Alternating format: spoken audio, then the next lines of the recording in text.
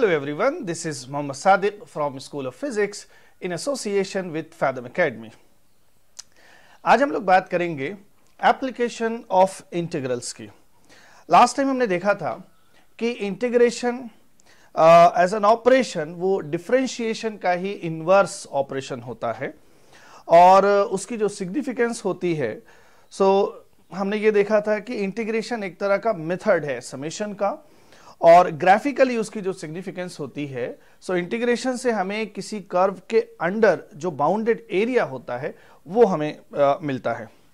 And हमने ये देखा था कि कुछ पर्टिकुलर फंक्शंस के इंटीग्रेशन कैसे होते हैं, वो फंक्शन कैसे कन्वर्ट होता है एंड सब्स्टिट्यूशन मेथड उसमें क्या होता है। एंड फिर हमने देखा था कि डेफिनिट इंटीग्रल्स कैसे कैलकुलेट किए जाते हैं जब उसको हम बिटवीन टू लिमिट्स कैलकुलेट करते हैं।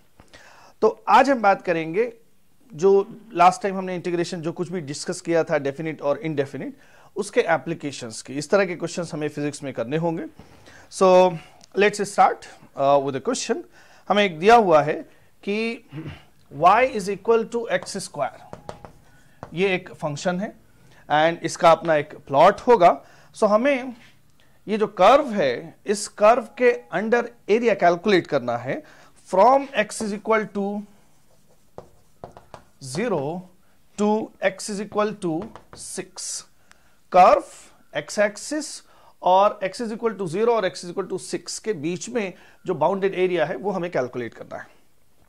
देन हमने ये देखा था कि अगर इस तरह का फंक्शन दिया हुआ है एरिया जो होता है वो होता है इंटीग्रेशन y dx। y की जगह हम लिख सकते हैं fx dx और यहां पे जो हमें फंक्शन दिया हुआ है वो x स्क्वायर है इंटू डी एक्स और यहां पर हम लिमिट भी लगाते हैं जब एरिया कैलकुलेट करना होता है from x1 to x2। x1 हमारे क्वेश्चन में 0 है और x2 जो है वो 6 है। ना x स्क्वायर इसका जो इंटीग्रेशन होगा x to the power n वाला जो फॉर्मूला होता है उससे the integration will be x cube upon 3 from 0 to 6। And अब हम इसमें लिमिट पुट करेंगे, x की जगह पर हम 6 रखेंगे 6 होल क्यूब माइनस x की जगह पे 0 रखेंगे it is 0 just divided by 3। Okay, now 6 cube is 216 divided by 3 which is 72 square units. ये सेंटीमीटर में है तो स्क्वायर सेंटीमीटर, मीटर में है तो स्क्वायर मीटर, उसी तरह से हो जाएगा। This is a very simple question. इस तरह का कर्व या कर्व या फंक्शन दिया हुआ है एंड यहां पे जो बाउंडेड रीजन है between these two values of x वो 72 आ रहा है। अगला क्वेश्चन देखते हैं। Okay, so the next question is find the area of the reason bounded by the line. ये थोड़ा सा एक ट्रिकी क्वेश्चन हो सकता है। हमें दिया हुआ है कि एक लाइन है y is equal to 3x plus 2, ये एक लाइन का इक्वेशन है। आगे हम ये भी डिस्कस करेंगे कि जो फंक्शंस होते हैं उसका जो प्लॉट होता है उसको भी हम ट्रेस करेंगे, ड्रॉ करेंगे। ओके, सो यहाँ फिलहाल दिया हुआ है ये एक लाइन है, उसका इक्वेशन है और हमें यहाँ पर एरिया कैलकुलेट करना है under this line and the x axis and the ordinates x is equal to -1 and x is equal to +1। मतलब हमें x इज इक्वल टू -1 से x इज इक्वल टू +1 के बीच में जो बाउंडेड रीजन है between the line the x axis and these two ordinates, ये हमें calculate करना है। ओके, अभी जो हमने किया था एरिया हम कैसे कैलकुलेट करते हैं। Area is integration y dx from x1 to x2 and यहां पर हम y की वैल्यू रखेंगे that is 3x plus 2 dx from x1 which is -1 to x2 which is +1। okay, now हमें इसको इंटीग्रेशन ये कैलकुलेट करना है। इसको हम अलग अलग कर लेंगे। यहाँ पर 3 कांस्टेंट है उसको हमने बाहर ले लिया एंड देन x बचा। x का जो इंटीग्रेशन होता है वो x स्क्वायर अपॉन 2 होता है। 2 पहले हम यहाँ लिख ले रहे हैं और x स्क्वायर को ब्रैकेट में लिखेंगे फ्रॉम -1 टू +1 एंड देन ये 2 dx है, 2 कांस्टेंट है उसको हमने बाहर ले लिया। dx बचेगा, dx का इंटीग्रेशन होता है जस्ट x और लिमिट्स जो है वो -1 से +1 है। अब यहां पर हम लिमिट्स के साथ कैलकुलेट करेंगे।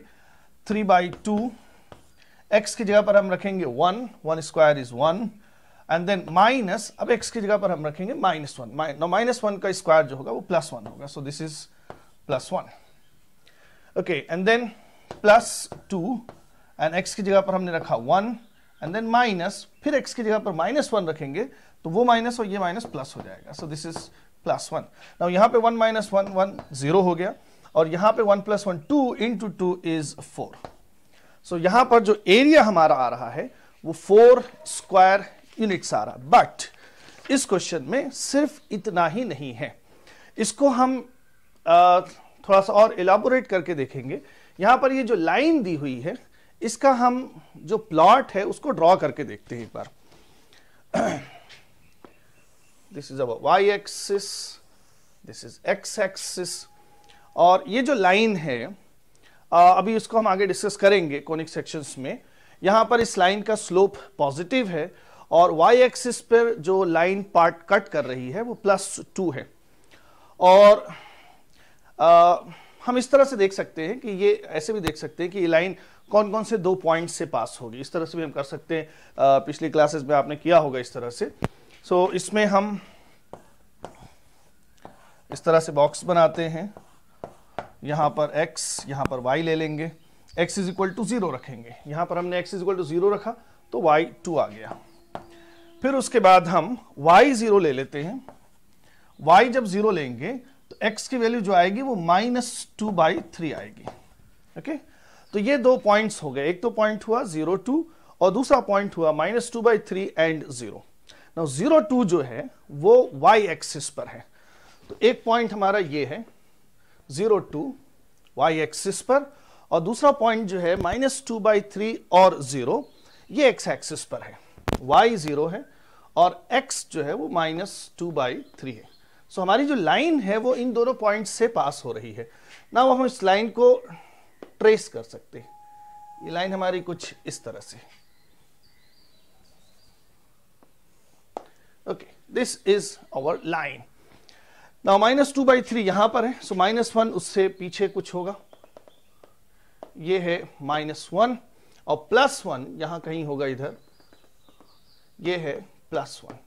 एंड हमें जो एरिया कैलकुलेट करना है वो बाउंडेड एरिया बिटवीन -1 to +1 है। सो this is our bounded area,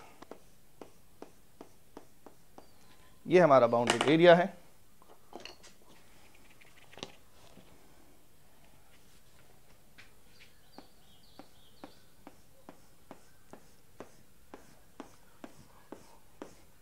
इस शेडेड पार्ट को हमें कैलकुलेट करना है, एंड इसकी हमने कैलकुलेशन की है, हमारा आंसर आ रहा है 4, लेकिन इसमें थोड़ी सी और डिस्टिंक्शंस हैं, थोड़ी और डिटेल्स हैं, उसको हम समझते हैं।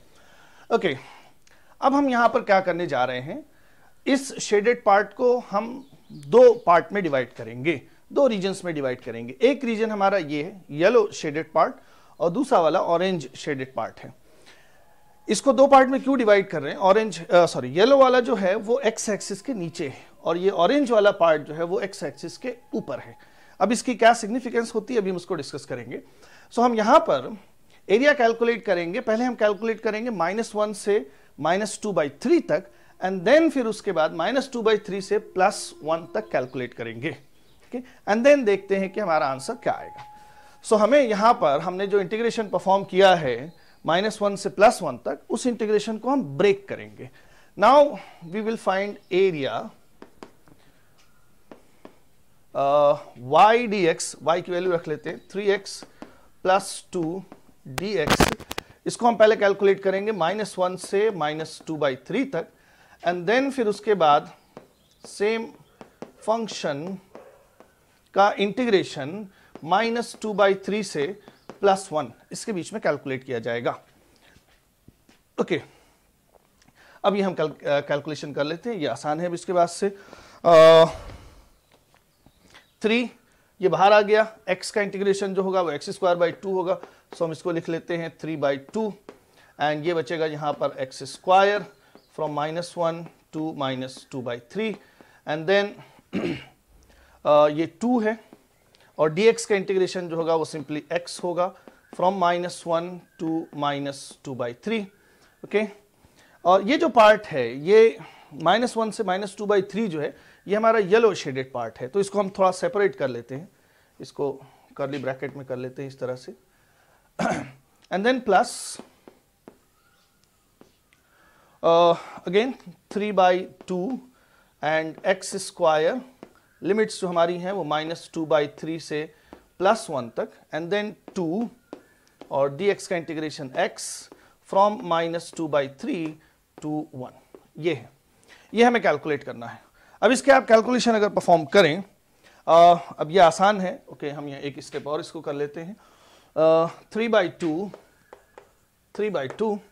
एंड लिमिट रखेंगे x स्क्वायर, उसकी जगह पर हम रखेंगे -2/3, सो माइनस का स्क्वायर प्लस हो जाएगा which is 4/9 and then minus, और फिर हम x की जगह पर -1 रखेंगे, सो -1 का स्क्वायर जो है वो +1 हो गया, सो जस्ट 1 यहां पर। एंड इसी तरह से यहां पर हम देखेंगे दिस इज 2 एंड x की जगह पर हम -2/3 रखेंगे, -2/3 एंड देन माइनस, और फिर x की जगह पर जब -1 रखेंगे तो वो माइनस और ये माइनस प्लस हो जाएगा, सो दिस इज प्लस। ये हमारा पहला ब्रैकेट हो गया एंड इसके बाद दूसरा ब्रैकेट जो है उसमें लिमिट्स हमें किस तरह से रखनी है, दिस इज 3/2 एंड x की जगह पर 1 रखेंगे, 1 square is 1 and then minus, x की जगह पर -2/3 रखेंगे, उसका स्क्वायर जो होगा प्लस हो जाएगा, प्लस 4/9 एंड देन +2 और x की जगह पर हम रखेंगे 1 एंड देन माइनस, और ये माइनस प्लस हो जाएगा 2/3। ओके, ना इसको अगर हम कैलकुलेट करें तो ये जो हमारा ऊपर वाला ब्रैकेट है इसकी वैल्यू आएगी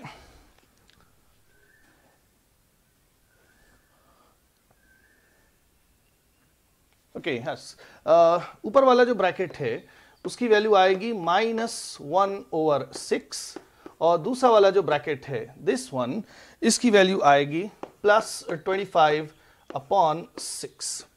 अब इसके बाद यहां पर हमें डिस्टिंक्शन समझना है कि हमने जो एरिया कैलकुलेट किया -1 से -2/3 तक वो नेगेटिव आ रहा है, और -2/3 से +1 के बीच में मतलब जो एरिया x एक्सिस के ऊपर है उसको हमने कैलकुलेट किया है, तो वो आ रहा है +25/6।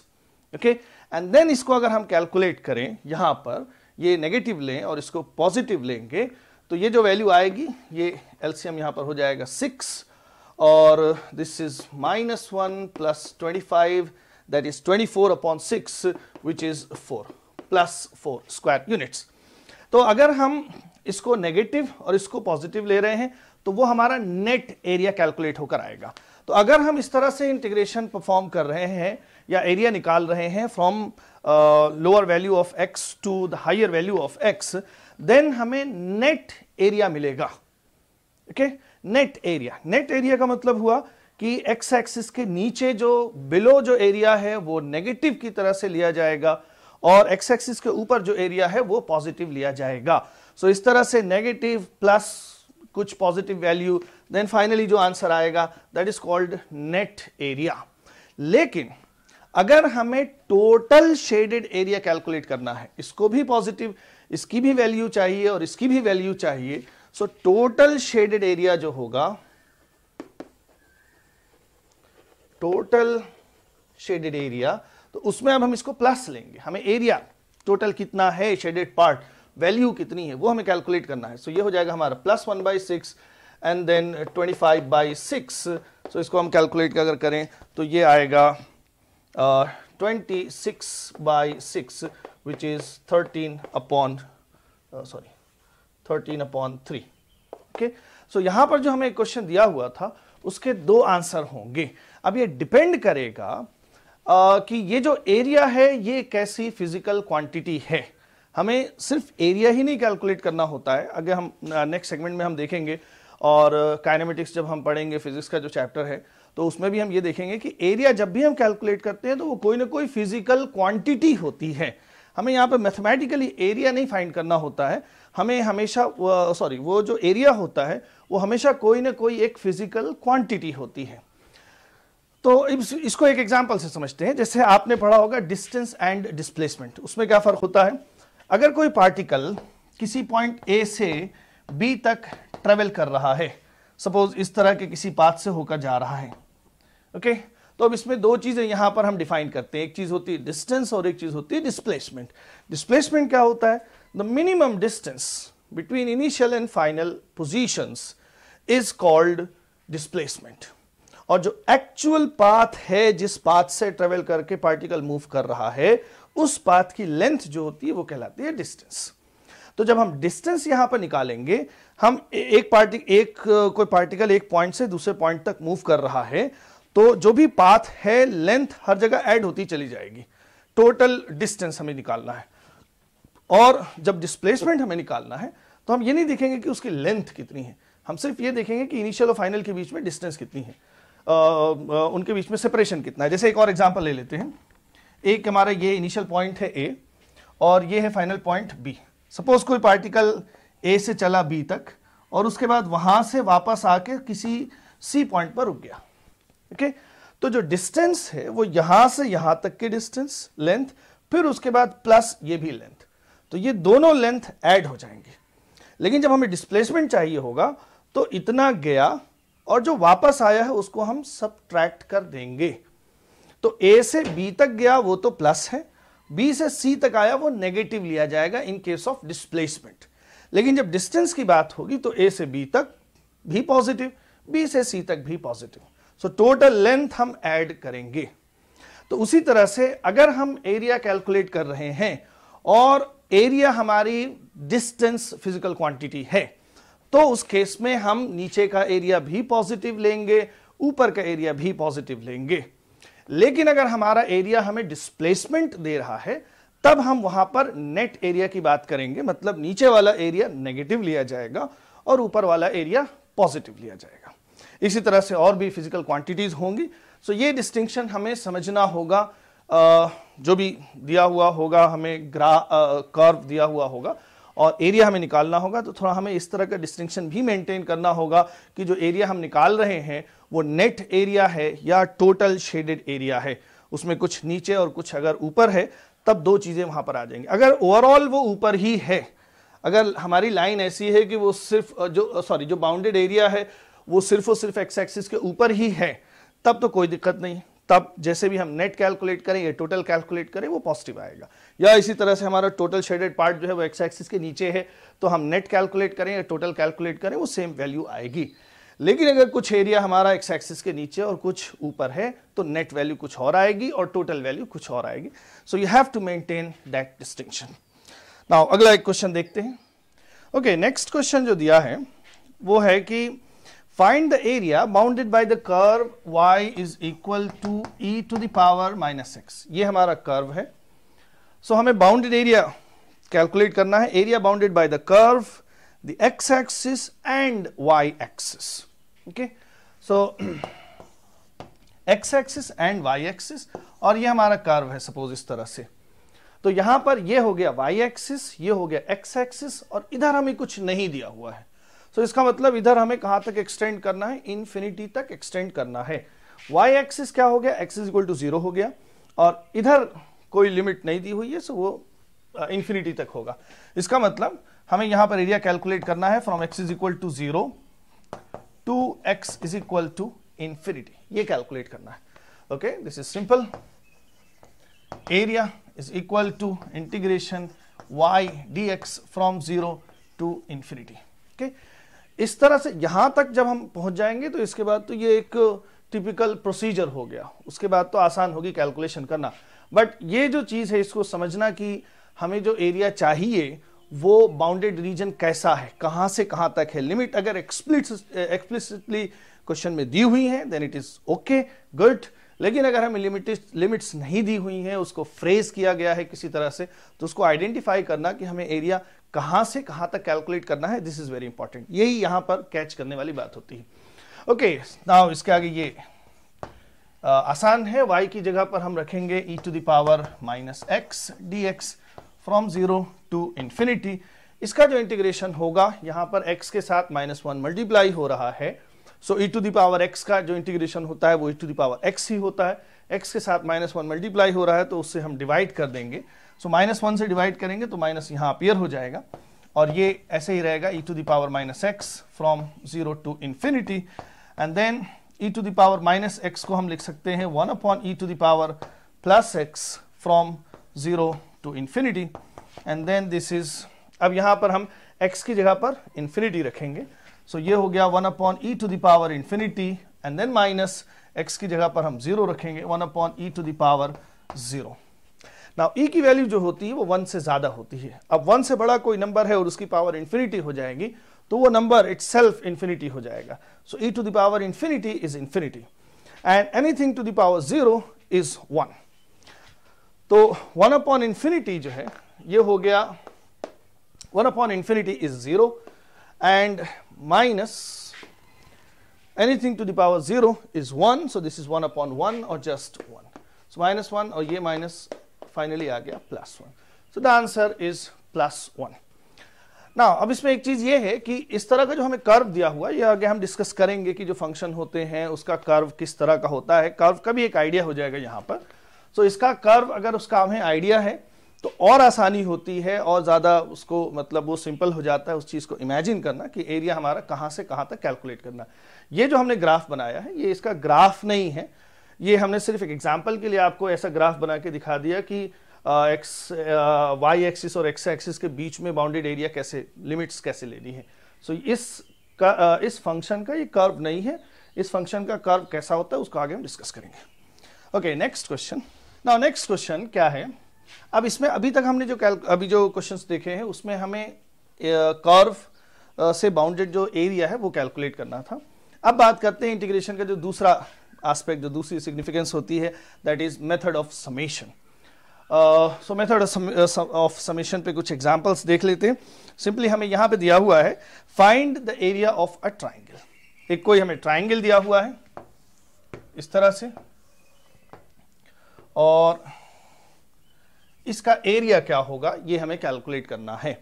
आई नो आपको ट्राइंगल का एरिया क्या होता है उसका फॉर्मूला मालूम है, लेकिन हम यहाँ पे फॉर्मूले से नहीं करेंगे, हम यहाँ पे कैलकुलस की जो अप्रोच होती है उससे करेंगे। तो इस तरह से ये दिया हुआ है, से इसकी जो बेस लेंथ है वो b है और इसकी जो हाइट है वो h है। Height of the triangle is h and base of the triangle is b। Now integration जो मेथड ऑफ समेशन है उसकी अप्रोच होती है कि कोई भी चीज हमें सम करनी है, कंटिन्यूअसली डिस्ट्रीब्यूटेड कोई क्वांटिटी है उसको हमें सम अप करना है, तो हम क्या करते हैं उसको छोटे छोटे पार्ट्स में डिवाइड करके एंड देन उन सबको हम ऐड कर देते हैं। सो हम यहाँ पर इस ट्राइंगल को या किसी भी क्वांटिटी को अगर हमें ऐड करना है, इंटीग्रेशन जो है उसको as a method of summation use करना है, सो जो भी क्वांटिटी दी हुई है उसको हम स्मॉल, नैरो, या उसके लिए हम वर्ड इस्तेमाल करते हैं, टर्म इस्तेमाल करते हैं, इनफाइनाइटेसिमली स्मॉल पार्ट या एलिमेंटल पार्ट्स में डिवाइड करके एंड देन उसको हम ऐड कर देते हैं। अब जो एडिशन है वो यहाँ पर वही जो इंटीग्रेशन ऑपरेशन है वही यहाँ पर एडिशन का काम करता है। तो उसके लिए हम क्या करेंगे कि ये जो हमें ट्राइंगल दिया हुआ है इसको हम कई सारे एलिमेंटल पार्ट्स में डिवाइड करेंगे एंड देन उन सारे एलिमेंट्स का एरिया निकालकर हम जोड़ देंगे। तो हमें यहाँ पर एक्चुअली करना क्या है कि अब हम कई सारे एलिमेंट्स, कई सारे स्ट्रिप्स इसमें कट करेंगे तो वो इम्पॉसिबल हो जाएगा ऐड करना। उसके लिए हम क्या करते हैं, एक कोई स्ट्रिप, एक कोई एलिमेंटल पार्ट, एक कोई नैरो रीजन लेंगे, उसका एरिया कितना होगा वो हम फाइंड कर लेंगे एंड देन सम करने का मतलब हुआ कि उसी चीज को हमें इंटीग्रेट कर देना है अंडर प्रॉपर लिमिट्स। देन ये जो भी क्वांटिटी हमें दी हुई है जो हमें सम करना है वो आ जाएगा। सो यहां पर हमें एरिया निकालना है तो हम यहां पे क्या करेंगे, एक एलिमेंटल पार्ट, एक नैरो स्ट्रिप लेंगे एंड देन उसका एरिया निकालेंगे और फिर उसको हम इंटीग्रेट कर देंगे under proper limits and then जो आंसर होगा वो हमारा एरिया ऑफ द ट्राइंगल होगा। ओके, सो इसके लिए हम क्या करने जा रहे हैं, अब इसमें दो डायमेंशंस है। ट्राइंगल जो हमारा है वो 2 डायमेंशनल फिगर है, एक डायमेंशन वर्टिकल है और एक डायमेंशन हमारी हॉरिजॉन्टल है। सो वर्टिकल डायमेंशन जो है उसमें उसको हम ले लेते हैं वाई एक्सिस के अलोंग है, और जो हॉरिजॉन्टल डायमेंशन है हमारी वो एक्स एक्सिस के अलोंग है। सो वर्टिकली अगर वाई एक्सिस है देन यहां पर सपोज ये y 0 है और नीचे हमारा y पॉजिटिव में हम ले रहे हैं। तो हम क्या करने जा रहे हैं यहां पर कि यहां से किसी आर्बिट्ररी डिस्टेंस y पर, यहां से किसी भी y डिस्टेंस नीचे एक स्ट्रिप हमने चूज किया। इस तरह से ये स्ट्रिप हमने ले लिया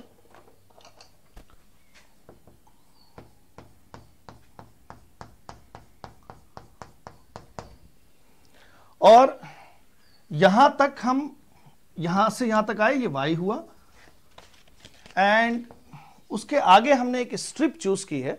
तो उस स्ट्रिप की अपनी कुछ ना कोई थिकनेस होगी, उसकी ये वाली विड्थ होगी। सो वो जो विड्थ है वो उसी कंटिन्यूएशन में, y के ही कंटिन्यूएशन में है।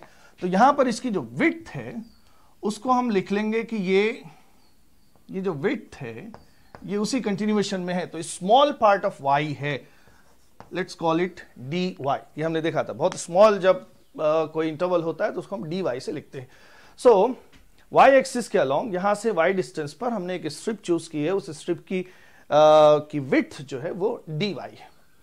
ओके, एंड ये जो एलिमेंटल स्ट्रिप है तो ये अप्रोक्सीमेटली या up to a good approximation it will be a rectangle. Okay, so इस रेक्टेंगल की विड्थ हमें मालूम है dy, हमें इसकी लेंथ चाहिए। सो लेट अस से इसकी जो लेंथ है वो x है। देन इस एलिमेंटल स्ट्रिप का एरिया जो होगा वो क्या हो जाएगा, उस एलिमेंटल एरिया या जो एलिमेंटल स्ट्रिप है उसका area let's call it dA। वो जो एरिया होगा वो हो जाएगा length into breadth, that is x into dy। अब हमें क्या करना है, इसी तरह की जितनी स्ट्रिप्स हैं उन सबका एरिया निकालकर ऐड करना है। मतलब इस स्ट्रिप का जो एरिया है उसको हमें प्रॉपर लिमिट्स के साथ इंटीग्रेट करना है। सो टोटल एरिया जो होगा,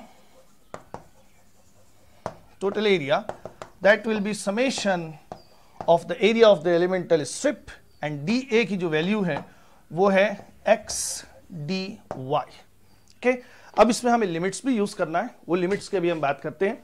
उससे पहले एक चीज यहां पर ये देखना है कि ये जो हमारा इंटीग्रेशन है, वेरिएबल ऑफ इंटीग्रेशन और इंटीग्रैंड जो है, उसमें जो वेरिएबल्स हैं वो दोनों अलग अलग हैं। अगर इस तरह से इंटीग्रेशन होगा तो इसको हम परफॉर्म नहीं कर सकते हैं। जो हमने इंटीग्रेशंस देखे हैं उसमें इंटीग्रैंड का वेरिएबल और वेरिएबल ऑफ इंटीग्रेशन सेम होना चाहिए, तभी हमारा जो फॉर्मूला है वो अप्लाई होगा। तो उसके लिए हमें या तो x को y के टर्म में लिखना है या y को x के टर्म में लिखना है। इसको हमें एक ही वेरिएबल में कन्वर्ट करना है, इस इंटीग्रैंड को। उसके लिए हम क्या कर सकते हैं, अब यहां पर हम देख सकते हैं कि ये जो छोटा वाला ट्राइंगल है और जो ये पूरा ट्राइंगल हमें दिया हुआ है जिसका एरिया निकालना है, ये दोनों सिमिलर ट्राइंगल्स हैं। Okay, this small triangle and the complete triangle are similar. Now similar triangles में जो प्रॉपर्टी होती है कि करेस्पॉन्डिंग पार्ट्स का रेशियो सेम होता है। That means height of the smaller triangle divided by height of the bigger triangle will be equal to base of the smaller triangle divided by the base of the whole triangle. So हम यहाँ पे क्या लिख सकते हैं, this y upon h is equal to x upon b. Okay, so यहाँ से हम x को y के टर्म में लिख सकते हैं, वो हो जाएगा x will be equal to b upon h into y. So अब यहाँ पर हम x को हम रिप्लेस कर सकते हैं इस तरह से। So area will be equal to x, उसकी जगह पर हो जाएगा b upon h into y and then dy. Now b और h ये दोनों कांस्टेंट्स हैं, इसको हमने बाहर ले लिया, इंटीग्रेशन में बचा y dy। अब बात करते हैं लिमिट्स की। तो यहां पर जो हमारा वेरिएबल है वो y है। अब हमें ये देखना है कि हम जब जो सम कर रहे हैं, जो एरिया निकाल रहे हैं, तो उसमें y कहां से कहां तक वेरी हो रहा है। यहां पर हमने y 0 लिया है, यहां से आगे हमारा y चेंज हो रहा है। तो y की वैल्यू जो है, अगर हम पूरा एरिया निकालेंगे तो y की वैल्यू 0 से लेकर h तक वेरी करेगी। दैट मीन्स इंटीग्रेशन में जो लिमिट होगी that will be from 0 to h। Okay, अब इसके आगे ये आसान हो गया। b upon h and then y का इंटीग्रेशन जो होगा that will be y square by 2, so y square by 2 from 0 to h। Now अब इस लिमिट को हम कैलकुलेट कर लेते हैं, b upon h into y की जगह पर हम रखेंगे h, so this is h square minus 0 लिखने की जरूरत नहीं है अपॉन 2। नाउ एक h ये कैंसिल हो गया, so the final answer is half b into h। Area of the triangle is half b into h, और ये फॉर्मूला आपको मालूम भी है कि किसी भी ट्राइंगल का एरिया जो होता है वो हाफ बेस इंटू हाइट होता है। ओके, नाउ यहाँ पे कोई भी ट्राइंगल, यहाँ पर हमने कोई किसी पर्टिकुलर टाइप का ट्राइंगल नहीं लिया, किसी भी ट्राइंगल का एरिया जो होगा that will be half base into height. Okay, so ये integration as a method of summation यहां पर यूज किया गया था। इसी तरह का एक और क्वेश्चन देखते हैं। Okay, so the next question, इसमें हमसे कह रहा है find the volume of a right circular कोन। एक इस तरह का राइट सर्कुलर कोन है, उसका हमें वॉल्यूम कैलकुलेट करना है। नाउ राइट सर्कुलर कोन क्या हुआ कि ये जो एपेक्स एंगल है उसका जो बाइसेक्टर है वो बेस के ऊपर परपेंडिकुलर है, then it is called a right circular cone. इसका हमें एरिया कैलकुलेट करना है। ओके, अगेन हम यहां पर method of summation, integration as a method of summation उसको हम यूज करेंगे। सो उसमें हमें क्या करना है, इसको कई सारी नैरो स्ट्रिप्स, नैरो पार्ट्स में डिवाइड करना है एंड देन हमें इंटीग्रेट करना है। एक नैरो पार्ट का वॉल्यूम निकाल के उसको इंटीग्रेट करना है, that will B total volume of the cone. ये हमारी अप्रोच होगी। अब इसको हम, अब यहाँ पर जो मेन पॉइंट होता है या जो कैचिंग पॉइंट होता है वो ये होता है कि हम उसको डिवाइड कैसे करें। जैसे ट्राइंगल था उसको हमने स्ट्रिप्स में डिवाइड किया है। नाउ यहाँ पर जो डिवीजन होगा, ये 3 डायमेंशनल ऑब्जेक्ट है, इसको तो हम कैसे डिवाइड करेंगे? सो इसको हम स्लाइसेस में डिवाइड करेंगे and each slice will be a disc, एक सर्कुलर डिस्क होगी। सो उसके लिए हम क्या करेंगे, नाउ यहां पर अब ले लेते हैं कि यह हमारा, अब यहां पर भी 2 डायमेंशंस ले लेंगे। एक वर्टिकल डायमेंशन वो x y हो जाएगी और दूसरी हॉरिजॉन्टल डायमेंशन वो हमारी x हो जाएगी। सो यहां पर y 0 है एंड यहां से ऊपर हमारी y की वैल्यूज हैं। सो हम क्या कर रहे हैं कि यहां से किसी arbitrary value, arbitrary distance y पर एक स्लाइस हमने चूज किया and the slice will be a narrow disc. Okay, so जो डिस्क हमारी होगी वो कुछ इस तरह से होगी, ऐसी। अब उस डिस्क की जो थिकनेस है वो y के कंटिन्यूएशन में है, तो y के कंटिन्यूएशन में कोई भी वैल्यू जो होगी वो y के ही टर्म में होगी एंड यहां पर हमारी एलिमेंटल डिस्क है, सो उसकी जो थिकनेस होगी that will B dy in the continuation of y। सो ये इसकी थिकनेस है।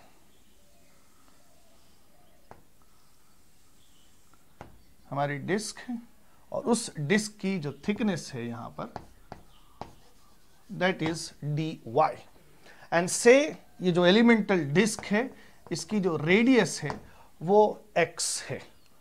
नाउ अब इस एलिमेंटल डिस्क का जो वॉल्यूम होगा, डिस्क का वॉल्यूम हम कैसे निकाल सकते हैं, उसका एरिया इनटू उसकी थिकनेस जो होगी दैट विल बी वॉल्यूम। तो इस एलिमेंटल डिस्क का हम एरिया कैसे निकाल, सॉरी वॉल्यूम कैसे निकालेंगे, area into thickness which is dy. Okay, so the elemental volume, volume of the elemental disk dv will be area of the elemental disk which is pi x square into thickness which is dy. ये elemental disc का volume हो गया। अब अगर हमें total volume चाहिए कोन का तो इसी को हमें इंटीग्रेट करना है। So total volume will be integration dv और यहां पर dv की जो वैल्यू है that is pi x square into dy। ना पाई कांस्टेंट उसको हम बाहर ले लेंगे, बट यहां पर अगेन पिछले क्वेश्चन की तरह ही एक और प्रॉब्लम, फिर से वही प्रॉब्लम आ गई कि ये जो वेरिएबल्स हैं ये दोनों डिफरेंट हैं। सो हमें यहां पर किसी एक को दूसरे के टर्म में लिखना होगा, x को हमें y के टर्म में लिखना होगा। सो हम x और y में एक रिलेशन देखेंगे। अब इस कोन का जो फिगर है 2 डायमेंशनली, इसको अगर हम ट्रीट करें तो अगेन यहां पर हमें 2 ट्राइंगल्स दिख रहे हैं। एक ये हमारा छोटा वाला ट्राइंगल है और ये एक बड़ा ट्राइंगल है। दोनों का ये वाला एंगल कॉमन है और यहाँ पर ये दोनों एंगल्स 90 डिग्री हैं, सो इवेंचुअली जो थर्ड एंगल होगा वो भी सेम होगा। तो ये छोटा ट्राइंगल और ये बड़ा ट्राइंगल ये दोनों सिमिलर ट्राइंगल्स हैं। अगेन सिमिलर ट्राइंगल्स के केस में करस्पॉन्डिंग पार्ट्स का रेशियो सेम होता है। सो छोटे वाले ट्राइंगल का बेस डिवाइडेड बाय बड़े वाले ट्राइंगल का base, that is x upon r, will be height of the smaller triangle which is y divided by height of the bigger triangle which is h. Okay, so अब हम यहां पर x को y के term में लिख सकते हैं। x will be equal to r over h into y, ये हो जाएगा। So अब जो हमारा इंटीग्रेशन है दैट इज वॉल्यूम, वो कन्वर्ट हो जाएगा pi into x square, x की जगह हम रखेंगे r upon h into y whole square into d y. अब इसमें से जो कॉन्स्टेंट्स हैं उसको हम बाहर कर लेते हैं। पाई कांस्टेंट है, r square h square, r और एच फिक्स्ड वैल्यूज हैं कोन के केस में, सो ये सब भी कांस्टेंट्स हैं, इसको बाहर ले लिया r square upon h square, और इंटीग्रेशन में हमारे पास बचा वाई स्क्वायर डी वाई। अब इंटीग्रेंड और जो वेरिएबल ऑफ इंटीग्रेशन है वो दोनों में वेरिएबल सेम है, इसको हम इंटीग्रेट करना है। अब हम यहाँ पे लिमिट्स लिखेंगे। सो ये जो इंटीग्रेशन है y के टर्म में है, सो हमें ये देखना है कि वॉल्यूम कैलकुलेट जब हम कर रहे हैं तो y कहाँ से कहाँ तक वेरी कर रहा है। यहाँ पर y 0 है और यहाँ से यहाँ तक अगर हम आएंगे तो y की वैल्यू h है। दैट मीन्स y की वैल्यू 0 से h के बीच में वेरी कर रही है। Okay, so this is pi r square over h square. ना वाई स्क्वायर का इंटीग्रेशन जो होगा that will be y cube upon 3। Okay, so this is y cube upon 3 from 0 to h. So this is pi r square over h square into upper limit y की जगह पर हम h रखेंगे, this is y h cube and then minus 0, so उसको लिखने की जरूरत नहीं, divided by 3. Now यहाँ पर h square है और यहाँ पर 2h, ये कैंसिल हो जाएंगे। So हमारे पास जो आंसर आया है वो है 1/3 and then pi and then r square and एक h यहाँ पे ये बचा हुआ है। So 1/3 pi r square h is the volume of a right circular cone. Now ये फॉर्मूला भी आपको पहले से मालूम था कि एक कोन का वॉल्यूम कितना होता है, बट यहाँ पर जो अप्रोच है, हमने जो मेथड इस्तेमाल किया है वो समझने और सीखने वाली बात है। इस तरह के क्वेश्चंस, ये एक आपको लग रहा होगा कि ये मैथ्स का एक बेसिक क्वेश्चन है, बट इस तरह की अप्रोच हमें सीखनी है कि हमें कोई जो समेशन करना है उसको हम कैसे किस टाइप के एलिमेंट्स में डिवाइड करेंगे, एंड देन फिर हमें अगर इंटीग्रेंड और इंटीग्रेशन जो वेरिएबल है वो दोनों डिफरेंट हैं तो उसको हम कैसे यहाँ पर एडजस्ट करेंगे, दोनों वेरिएबल सेम कैसे करेंगे। अब इंसिडेंटली यहाँ पर क्या हुआ कि हमारे दोनों इक्वेशंस में सिमिलर ट्राइंगल्स की प्रॉपर्टीज हमने यूज की हैं, पिछला वाला क्वेश्चन और इसमें दोनों में सेम प्रॉपर्टीज हमने यूज की है, सेम मेथड यहाँ पे लगाया है x को y में कन्वर्ट करने के लिए, बट हमेशा ये इस तरह का यही वाली अप्रोच होगी हर क्वेश्चन में, ये जरूरी नहीं है। ओके, एंड देन उसके बाद जब यहाँ तक हम पहुंच जाते हैं उसके बाद तो फिर वो एक टिपिकल इंटीग्रेशन का क्वेश्चन हो जाएगा। सो इसके बाद तो ये टोटल मैथ्स है, बट इससे पहले जो है वो एक फिजिक्स की प्रॉब्लम है, और इस तरह की अप्रोच हमें जब हम फिजिक्स का जो चैप्टर्स हैं जहाँ पर इस तरह के क्वेश्चंस आएंगे, सो वहाँ पर जब हम इसको लगाएंगे तो वहाँ पर आपको ये देखना होगा, ये इमेजिन करना होगा कि हमें कैसे एलिमेंट्स चूज करने हैं, एंड देन जो इंटीग्रेशन होगा वो कहाँ से कहाँ तक लिमिट्स क्या होंगी, ये सारी चीज़ें हमें देखना होता है। एक और क्वेश्चन देख लेते हैं मेथड ऑफ समेशन पर ही। Okay, so next question is, हमें दिया हुआ है द लीनियर मास डेंसिटी। अभी इसको एक्सप्लेन करते हैं क्या है। The linear mass density of a rod of length L varies with distance as, linear mass density उसको हम लैम्डा से डिनोट कर रहे हैं यहाँ पर, this varies with distance as a plus bx। Then हमें क्या कैलकुलेट करना है, calculate the mass of the rod. Okay, this is linear mass density, linear mass density, and find out total mass of the rod, total mass of rod, ये हमें calculate करना है। ना अब यहां पे समझते हैं लीनियर मास डेंसिटी क्या चीज है। नाउ डेंसिटी टर्म जो होता है वो हम जानते हैं, डेंसिटी हम कैसे कैलकुलेट करते हैं, मास डिवाइडेड बाय वॉल्यूम। सो ये वाली जो डेंसिटी होती है मास डिवाइडेड बाय वॉल्यूम, इसका मतलब क्या हुआ कि एक यूनिट वॉल्यूम में कितना मास है। ओके, तो इसी तरह से ये यूनिट वॉल्यूम में कितना मास है उसी चीज को हम इस तरह से भी कैलकुलेट कर सकते हैं अगर टू डायमेंशनल ऑब्जेक्ट है कि एक यूनिट एरिया में कितना मास है, एक यूनिट एरिया अगर लेंगे तो कितना मास होगा। और उसी तरह से अगर वन डायमेंशनल कोई ऑब्जेक्ट है तो उसी चीज को हम बोल सकते हैं कि एक यूनिट लेंथ में कितना मास होगा। तो एक यूनिट लेंथ में कितना मास है वही हुआ हमारा लीनियर मास डेंसिटी।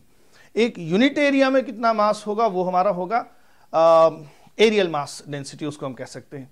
और एक यूनिट वॉल्यूम में कितना मास है वो चीज हो जाएगी वॉल्यूम मास डेंसिटी। ओके, सो यहां पर लीनियर मास डेंसिटी का मतलब कि एक यूनिट लेंथ अगर हम लेंगे तो उसका मास कितना होगा। ओके, अब क्वेश्चन में ये दिया हुआ है कि ये जो लीनियर मास डेंसिटी है मतलब एक यूनिट लेंथ का मास जो है वो हर जगह सेम नहीं है, अलग अलग जगह उसकी वैल्यू अलग अलग आ रही है, वो x के साथ वेरी कर रही है। देन हमें टोटल मास क्या होगा उस रॉड का ये हमें कैलकुलेट करना है। सो लीनियर मास डेंसिटी अगर हमें कैलकुलेट करना है, कोई भी रॉड दिया हुआ है, से हमें इस तरह का एक रॉड दिया हुआ है, इसका टोटल मास m है और टोटल लेंथ इसकी l है, देन लीनियर मास डेंसिटी जो होगी वो total mass divided by total length, that is how you will find the linear mass density, mass per unit length. ना अब ये वन डायमेंशनल ऑब्जेक्ट क्या है ये भी हमें समझना होगा कि हमें वन डायमेंशनल ऑब्जेक्ट रॉड या पाइप इस तरह से दिया हुआ है कि उसकी लेंथ काफी ज्यादा है और उसका जो क्रॉस सेक्शन की डायमेंशन है वो बहुत कम है। सो अगर लेंथ क्रॉस सेक्शन की डायमेंशन के कंपैरिजन में बहुत ज्यादा है या क्रॉस सेक्शन लेंथ के कंपैरिजन में बहुत कम है, देन उस तरह के ऑब्जेक्ट को हम वन डायमेंशनल ऑब्जेक्ट की तरह से ट्रीट करते हैं एंड देन वहां पर हम लीनियर मास डेंसिटी जैसी बात करते हैं। ओके, सो कैसे कैलकुलेट करेंगे इस तरह से ना, अगर ये लीनियर मास डेंसिटी कांस्टेंट होती तो मास हम कैलकुलेट कर सकते थे, it was very easy, lambda into L ये हो जाता टोटल मास रॉड का। लेकिन हमारे क्वेश्चन में ये जो लैम्डा है वो एक्स पे डिपेंड कर रहा है, वो कांस्टेंट नहीं है। तो अब इसको हमें कैसे कैलकुलेट करना है उसको देख लेते हैं। सो ये हमें रॉड दिया हुआ है और रॉड की टोटल लेंथ जो है वो एल है, ये दे रखा है, बट हर जगह लीनियर मास डेंसिटी अलग अलग है। तो अब यहां पर हम method of integration, method of summation या इंटीग्रेशन की अप्रोच यूज करेंगे। मतलब इसको हम कई सारे एलिमेंट्स में डिवाइड कर देंगे एंड देन उन सारे एलिमेंट्स का मास निकाल के हम ऐड करेंगे। मतलब एक एलिमेंट का मास हम कैलकुलेट करेंगे एंड देन पूरे का मास निकालने के लिए उसको इंटीग्रेट कर देंगे। नाउ ये वन डायमेंशनल ऑब्जेक्ट है तो इसमें जो लेंथ है वो एक्स एक्सिस के साथ वेरी कर रही है। सो से यहां पर ये x इज इक्वल टू 0 है और ये हमारी x एक्सिस है और यहां पर x की वैल्यू l है। नाउ हम क्या कर रहे हैं कि किसी आर्बिट्रेरी डिस्टेंस x पर एक एलिमेंट चूज किया हमने यहां पर। Okay, this is our element, element means a small part of the rod. Now अब वो जो एलिमेंट है उसकी जो लेंथ है वो x के ही कंटिन्यूएशन में है, तो इसकी जो लेंथ होगी एलिमेंट की उसको हम लिखेंगे dx। अब इस एलिमेंट का मास कितना है वो हम निकाल लेंगे एंड देन उसको इंटीग्रेट करेंगे, टोटल मास आ जाएगा। अब एलिमेंट जो हमारा है ओके, सो यहां पर अगर किसी स्मॉल पार्ट का हमें मास चाहिए तो क्या है उसकी डेंसिटी इनटू लेंथ, ये हमें कैलकुलेट करना है। ओके, सो लेंथ जो हमारा यहां पर है इसकी बात अगर हम करें तो इसकी लेंथ dx है और इसकी जो डेंसिटी है वो लैम्डा है, ये दे रखा है। सो इस एलिमेंट का जो मास होगा, let's call it dm, mass of an element dm, that will be lambda into dx, linear mass density into length, ये हो जाएगा मास उस पार्ट का। देन टोटल मास जो होगा, total mass capital M, that will be integration dm, और dm की जो वैल्यू है वो lambda dx है और यहां पर lambda की वैल्यू दे रखी है, that is a plus bx, a plus bx ऐसे दे रखा है into dx। नाउ ये इंटीग्रेशन हमें कैलकुलेट करना है। अब एक लास्ट चीज यहां पे क्या करनी है, लिमिट्स हमें पता करना है। नाउ इंटीग्रेशन जो है वो x के टर्म में है, तो हमें ये पता करना है कि जब हम इसका सारे एलिमेंट्स ऐड करेंगे तो x कहां से कहां तक वेरी करेगा। यहां पर x की वैल्यू 0 है और यहां पर x की वैल्यू l है, so x will vary from 0 to l। Now अब इसके आगे अब ये आसान है, इसको हमें इंटीग्रेशन कैलकुलेट करना है, दोनों अलग अलग कैलकुलेट कर लेंगे। ये हो गया a dx, a को हमने बाहर ले लिया और dx का इंटीग्रेशन हो जाएगा x from 0 to l plus b constant है उसको हमने बाहर ले लिया, एंड देन x का जो इंटीग्रेशन होगा that will be x square upon 2 from 0 to l। Now यहां पर हम लिमिट्स रखेंगे, x की जगह पर l minus 0, so this is simply l plus b, and then x की जगह पर l रखेंगे, this is l square minus 0 upon 2। Okay, so ये आ गया हमारा answer a into l plus b into l square upon 2। Now इसको simplify करके हम लिख सकते हैं, l अगर हम कॉमन कर लें सो ये हो जाएगा a plus b l upon 2, या इसमें अगर हम एलसीएम ले लें तो इसको हम इस तरह से भी लिख सकते हैं 2a plus b l divided by 2। So this is total mass of the rod.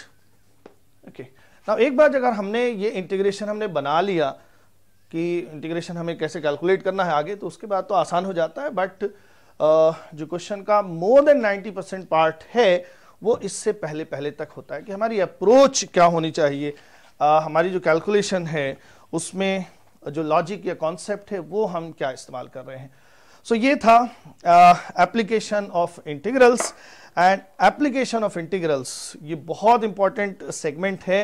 यहाँ पर तो हमने कुछ ही क्वेश्चंस देखे हैं एग्जाम्पल की तरह से, आसान आसान थे, क्योंकि अभी ये स्टार्टिंग है इसलिए आसान आसान ही एग्जाम्पल्स अभी हम करेंगे, बट इसका आगे आप देखेंगे कि पूरे फिजिक्स में पूरा 11th और 12th का जो पूरा होल सिलेबस है इसमें बहुत ज़्यादा फ्रीक्वेंटली इंटीग्रल्स का एप्लीकेशन का इस्तेमाल होता है।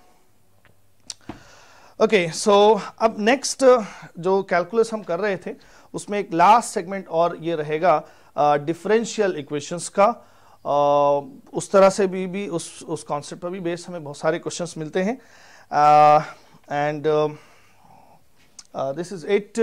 आपको जो भी डाउट्स हों, छोटे मोटे डाउट्स, आप हमें कमेंट्स में डिस्कस कर सकते हैं हमारे साथ, और अगर कोई आपको कोई जनरल टॉपिक में डाउट हो, इसमें से कोई चीज़ नहीं समझ में आई हो, या इसी के अंदर कोई ऐसा एक टॉपिक हो जिसका एक्सप्लेनेशन बहुत और आपको रिक्वायर्ड हो, so you can email me, उसके लिए हम एक सेपरेट वीडियो सेगमेंट आपके लिए बना सकते हैं। Okay then, so next time हम बात करेंगे डिफरेंशियल इक्वेशंस की, and stay safe, thank you.